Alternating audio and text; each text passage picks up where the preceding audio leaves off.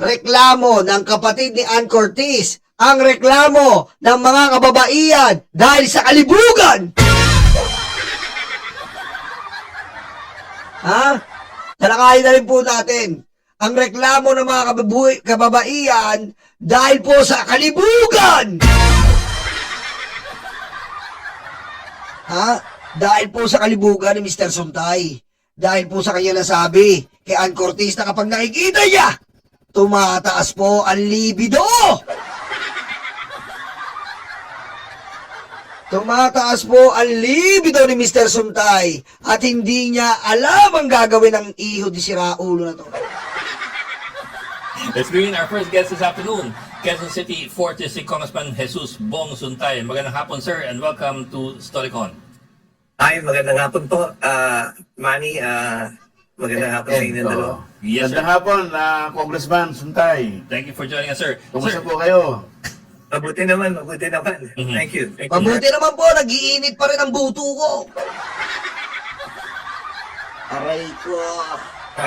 sir, some people were thrown off by what they say were off-color remarks that you apparently made kanina doon sa impeachment proceedings. What prompted that remark about Ms. Ann Curtis? That was an analogy. You know, yun nga yung sinasabi ko eh.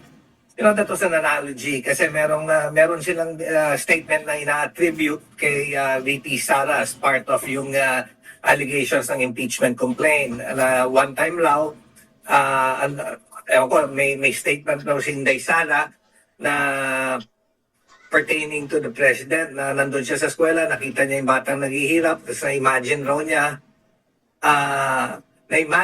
niya na parang gusto raw niyang tutulan ng ulo si Putulan ng ulo. presidente. Oh, gusto ni Sara putulan ng ulo. Ikaw naman, tumigas ang ulo mo. Oh. Si Sara gusto pumutol ng ulo, ikaw naman, yung ulo mo, tumigas. Aray ko. Ganyan. Now, ang niraise ni Congressman Rufus Rodriguez, imagination and desire are not impeachable offense. You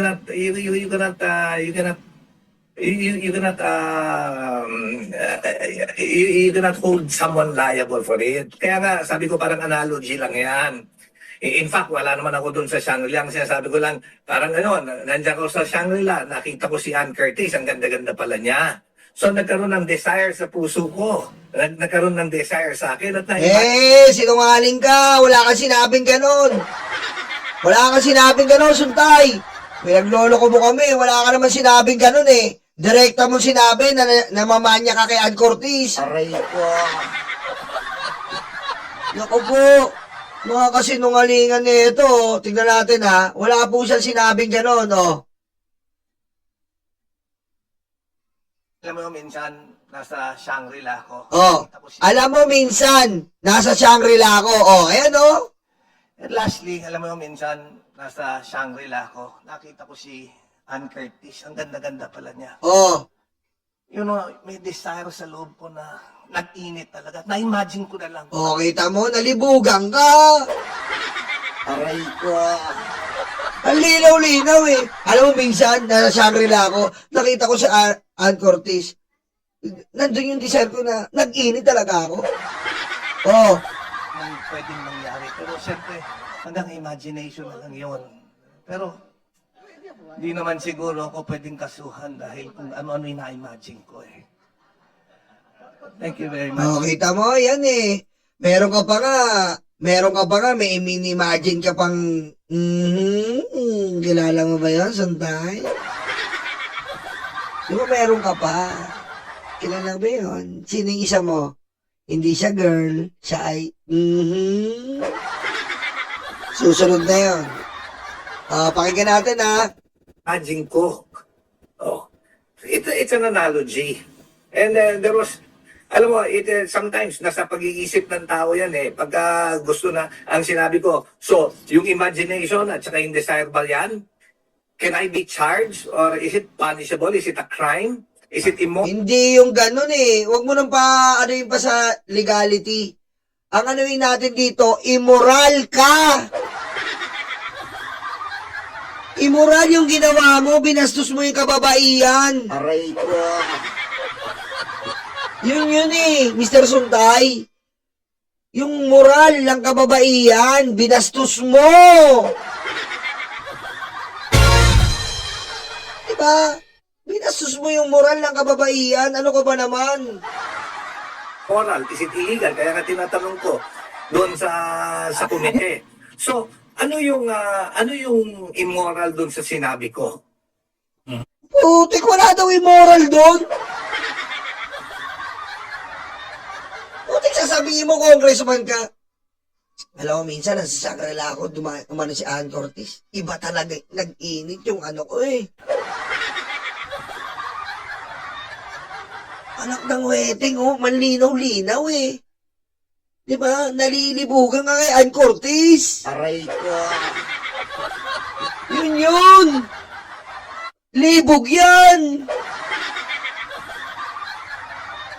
Well, actually, sir, the question might also be, couldn't you have come up with a better analogy without coming off sounding like publicly saying that you're desiring somebody at nag-init yun yung katawan? Nasa mga tao yun eh. It depends on how you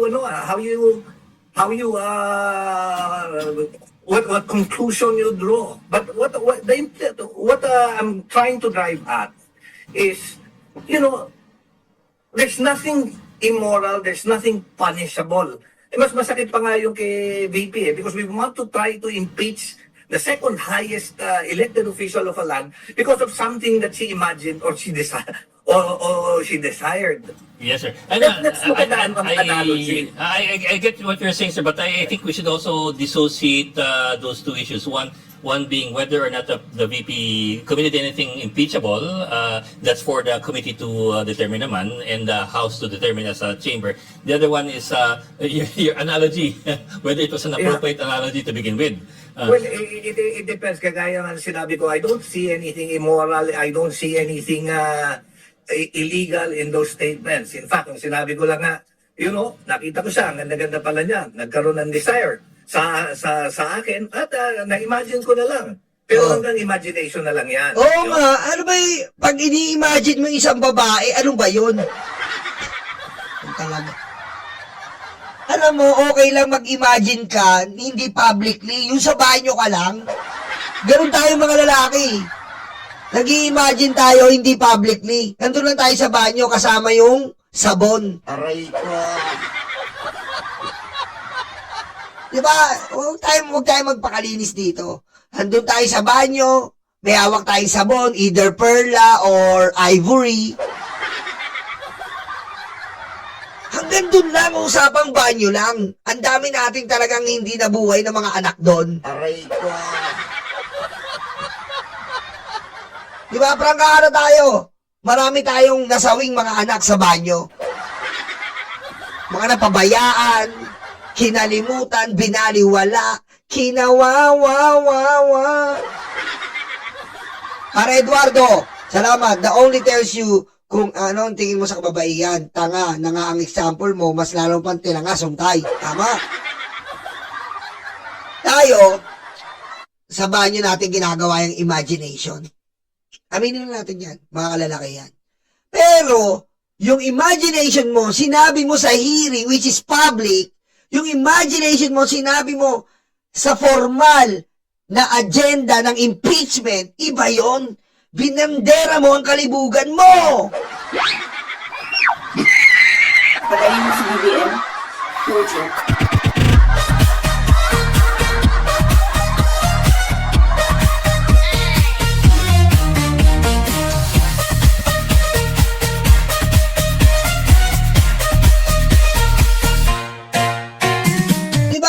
Ganun kami mga lalaki. Usap-usapan lang namin yan. Kami-kami lang mga lalaki. Pero ikaw, pati ba naman yung kamanyakan mo, sinabi mo sa hearing? Na irrelevant. Na hindi naman dapat kasama. Hindi mo sinasama sa hearing yan. Ha? Ang kalibugan, sarili lang yan. Diba? Tama si Lucy. Pinablik mo ang kalibugan mo, suntay. That's the exact statement that I said. And you know, what's very telling is, ewan ko bakit yun ang pinipick up. Hindi pinick up that, you know, we are hearing, yung Committee on Justice yun. Oh, And everyone should appear to be impartial, and we should not, you know, censure words. tama ka dun eh. Committee on Justice yon. Hindi naman Committee on Cerex. Aray ko. Naunawa mo? Committee on Justice, hindi Committee on Cerex, Committee ng Viva Max. Tama ka naman eh. Diba? Hustisya ang inanap doon. Pero siningit mo yung kalibugan. Yun eh. Hindi ang Committee on Cerex, Committee on Viva Max, Committee on Pornhub. Diyan mo talakayin yan. Alam mo sa committee ito, sa Committee on Cerex, isi-share ko lang po. Minsan nga po nakita ko si Ann Curtis eh. Tumaas talaga yung init ng katawan ko. Valid yun. Yan, sa Committee on Ethics. Ayan. Doon mo sabihin niya, Committee on Ethics, Committee on Viva Max, etc., etc. Pero hindi sa impeachment complaint. May masabi ka lang eh. Just because, di ba? It's very telling. Ibig ba sabihin yan? Even if yung mga statement, even if the word is not illegal, if the word is not immoral, pagka gusto ng komite na i-censure to strike it out of record, kaya pwedeng gawin yan? Bakit ba ini-strike out? Yung kalibugan mo bang sinabi mo nag-init ka kay Ann Curtis, makakatulong sa impeachment? Parang hindi naman abogado. Pag sinabi mo ba daw nag-iinit ka ang buto mo kay Ann Curtis, may impeach si Sara? Aray ko. Pag sinabi mo bang tumataas yung libido mo kay Ann Curtis, maabsuelto si Sara? Ang dami-daming pwedeng gawing example. Pero inuna mong i-example yung kalibugan mo. Aray ko. Yun. Then how can we be impartial pagka ganyan? What do you expect from the committee? I think that's the bigger issue that we have to focus on. We shouldn't focus on Ann Curtis or whatever. We have to focus on how the committee is being, how the hearing is taking place. Teka lang. Sino ba nag-open ng conversation? Alam mo, lulusot ka pa eh. Sino ba nag-open ng conversation kay Ann Curtis? Kami ba? Si Jinky Luistro ba? Yung chairman ba? Yung complainant? Sino ba nag-open ng conversation ng Ann Curtis? Eh di ba ikaw, libog na libog ka?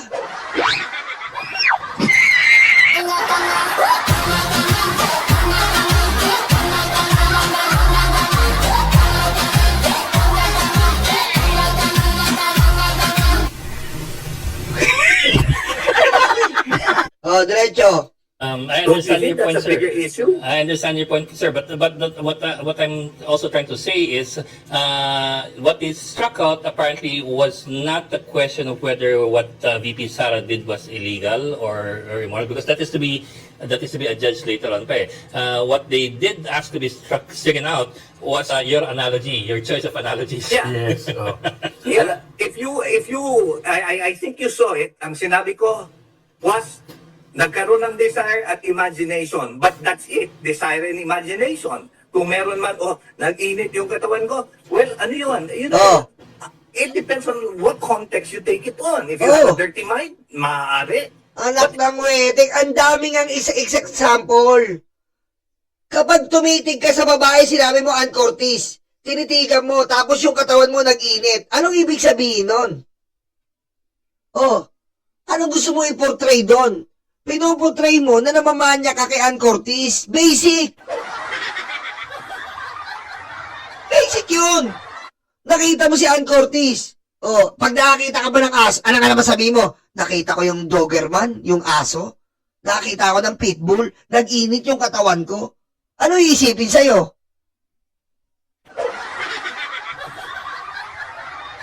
Opposite sex yung nakita mo, automatic, ang iisipin ng tao, nalilibugan ka.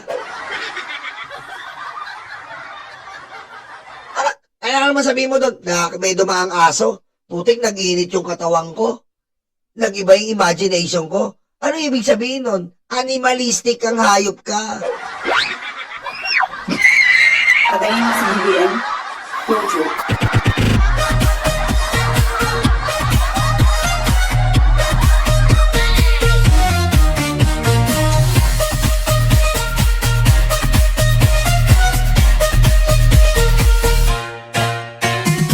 Diba? Hindi mo ma-justify yung kalibugan mo dito, Suntay. It's in your mind, di ba? But if you take all those words that was uttered, then you tell me. Pero Is it immoral?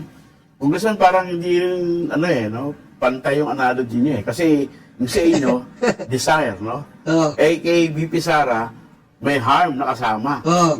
Parang magkaiba yung analogy niyo eh. Kasi yung isang harm, kayo naman desire. Oh. Well, ano yan eh, maybe yung isa the desire of the heart, yung isa naman, yun nga yung tatanggalan ng ulo. But what we are taking into context is the question, is something that you are imagining punishable?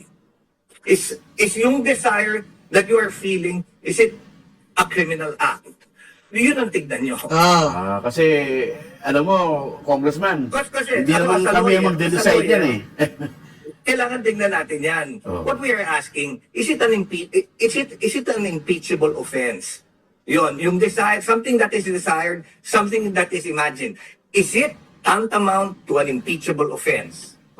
Yung kung sabi ni Ed kanina, ang decide niyan, yung Justice Committee, nakasama kayo. Pero, sa tingin niyo ba... Pero pagbobotohan niyo ng mga members ng committee. Pero sa tingin niyo pa, Congressman, kasi may bigat kasi pag ang nagsalita... Alam mo, sir, yung newscaster, dapat tinodo yung tanong. Sa tingin nyo po ba, valid yung kalibugan nyo na example nyo dito? Dapat ginanon nyo po eh. Valid po ba na example nyo yung kalibugan nyo, Mr. Suntay? Aray ko. Diba? Kasi harm eh. Mula tayo sa harm ni Sara Duterte, puputulan ng ulo. Tapos sini naman neto, tumigas yung ulo niya.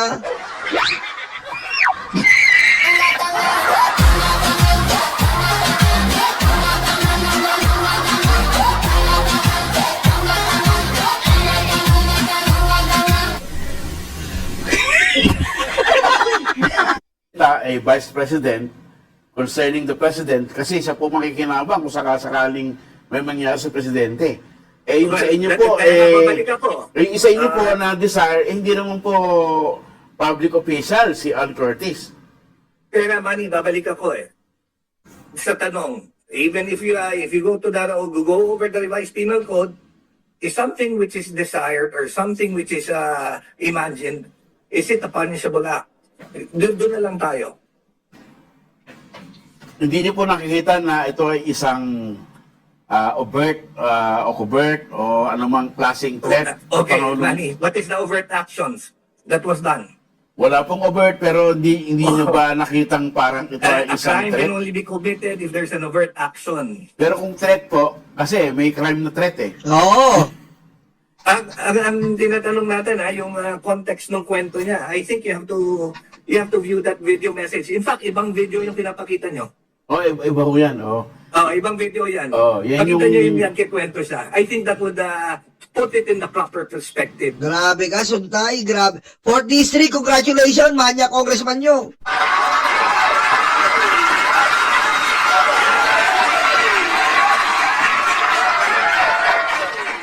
Diba? Congratulations sa inyo, 4th District. Ng Quezon City. Na-represent kayo na palautog ng congressman. Ngayon, tumako naman po tayo dito sa mga babae. Nag-comment na po mga babae, ang kapatid, sila Angel Oxin. Pakinggan po natin. Unahin natin to sila Corina. Wow, yung pagbabalik ni Pinky, ang naabutan kagad niya, yung yung pambabastos doon ni Congressman Sunday. Yun ang gusto niyang pag-usapan, hindi yung dahil. You know why? Because I think that, I feel, somebody might file an ethics complaint against him.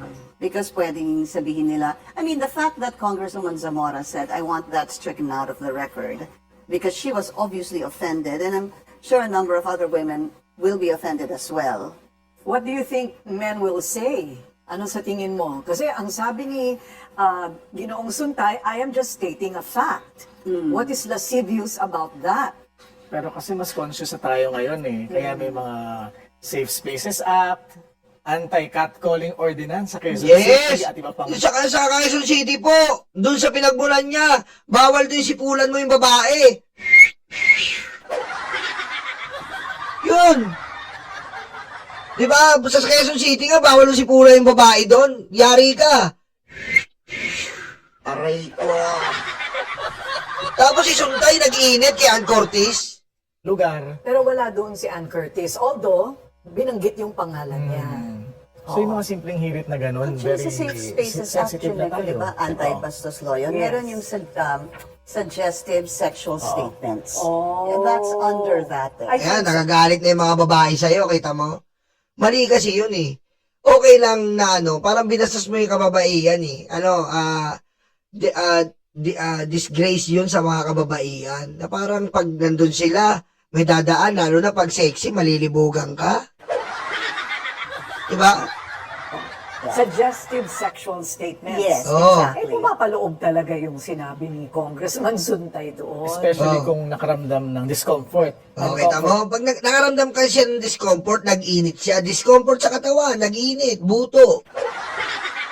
Comfortable ang isang Oo. subject. At saka lahat ng babae na At nakikinig. nandoon sa Hindi nila na gusto. Hearing. Hindi na gusto. Well, at least si Congresswoman Zamora, definitely. Yes. Oo, yung nag-iinit, di ba nagsabi siya Yes, na oo. nag-iinit, yung imagination Desire ko, niya, desire, umiinit, oo, oo. mga ganyan. Ano? Na-imagine ko parang paano ba kung anong pwedeng mangyari. Pero syempre, imagination ko lang yun. Oo.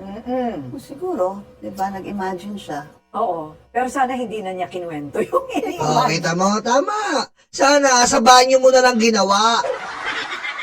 Ganon din mga lalaki, prangka na tayo, ganon yung mga lalaki. Sa banyo nila ginagawa yung imagination. Huwag tayo ditong plastikan. Aray ko. Oh.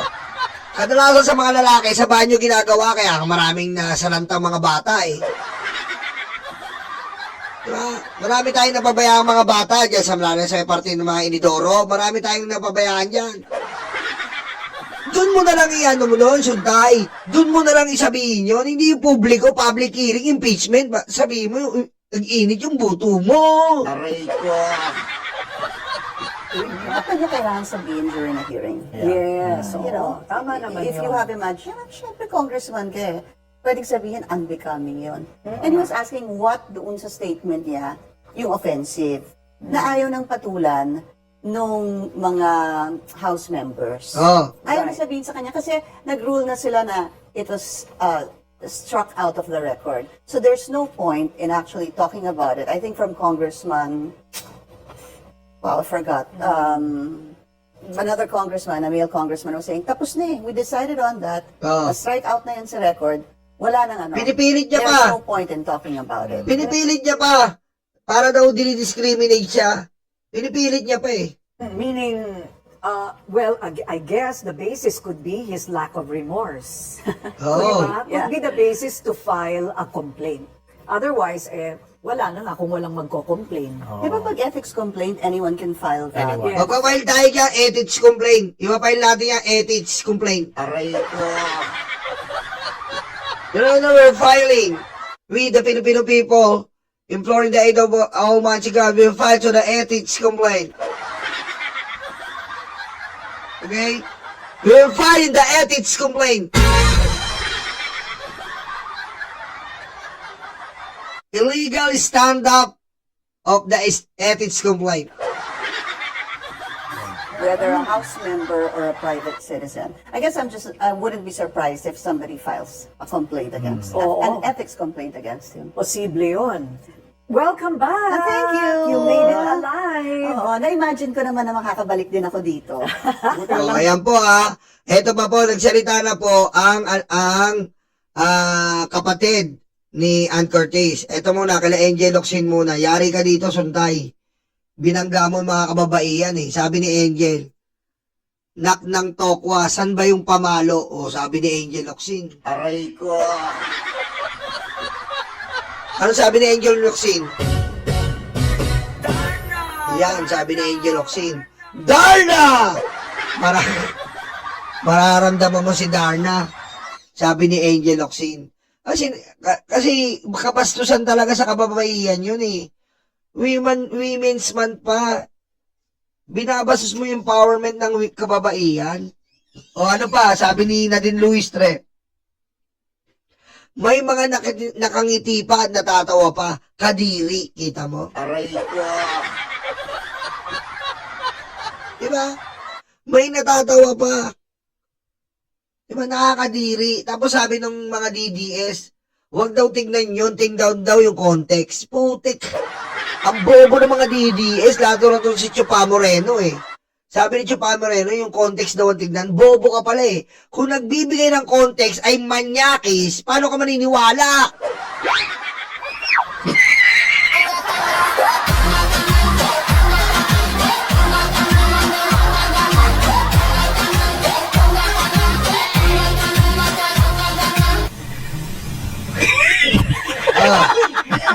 Kita mo, nagbibigay ng context sa'yo si Kibuloy. Maniniwala ka ba? Eh, mahirap eh. Puro kayo context. Eh, nagdi-deliver pala, manyakis. Katulad ni Kibuloy. May pa word of God pa. Hindi, may parang stop pa. Anong context sinasabi nyo? Kailangan tingnan mo muna kung sino yung nagdi-deliver. Reliable ba? Katiwa-tiwala? Yun. Eh dito, paano ka magtitiwala kay Suntay? Puro kamanyakan pa lang alam. Aray ko. Yan po ang sabi. At ang sabi naman po netong ni, eto na, nagsalita na yung kapatid, Respectfully, Bong Suntay, what on earth? Bakit ganon ang thinking? Happy National Women's Month. Patay ka na. Aray ko. Kapatid na to. Siyempre, sinabi na yan kay ate niya. Ate, Bong Suntay is manyak, ate. Aray ko. What happened, sis? Sabihin, what happened, sis? They say he saw you in Shangri-La and Buto stand up. Aray ko. Really, sis? Sabi niya, Ann Curtis, really, sis? What on earth? Women's Month. Tapos, ang nakakainis pa po doon. Eto, nakakainis. Biro nyo. Nag-rule na yung Justice Committee. Putik, nagpanggap pa, naaapi siya. Naaapi daw siya, nagpanggap pa. Ba't daw ganon? Diba? Inaano daw yung karapatan niya na parang magsalita, inihigpitan daw sa mga taong katulad niya. Pero kung tatanungin mo, ano ba sinabi niya? Puro kamanyakan eh. Grabe, ngayon numanda ka Suntay dito sa gagawin sa iyo nila Ann Curtis. Dahil, ibang klase yung pagkakadali mo eh. Ibang klase ang pagkakadali mo doon. Ang lupit. Ang lupit ang pagkakadali mo doon. From, sinasingit mo yung ang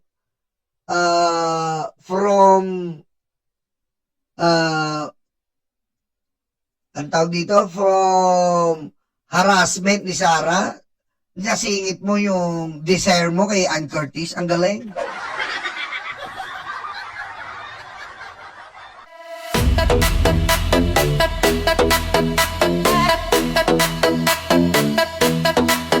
Takot na ang mga aso, dumarating ang mga kaso.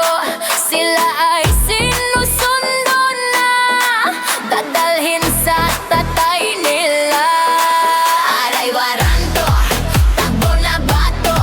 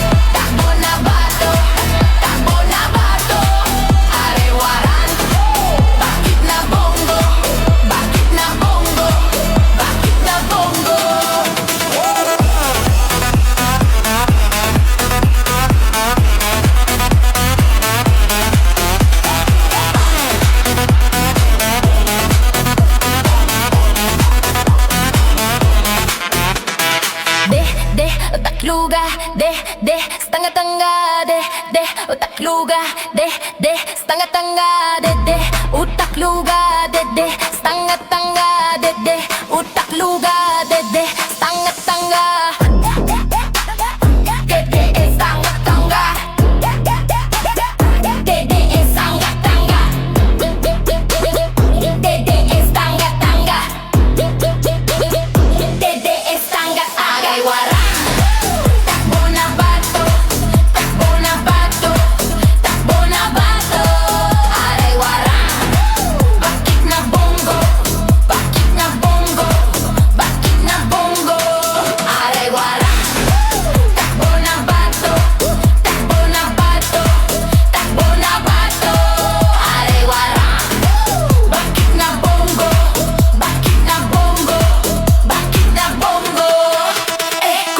Betlog, tatay yung karton,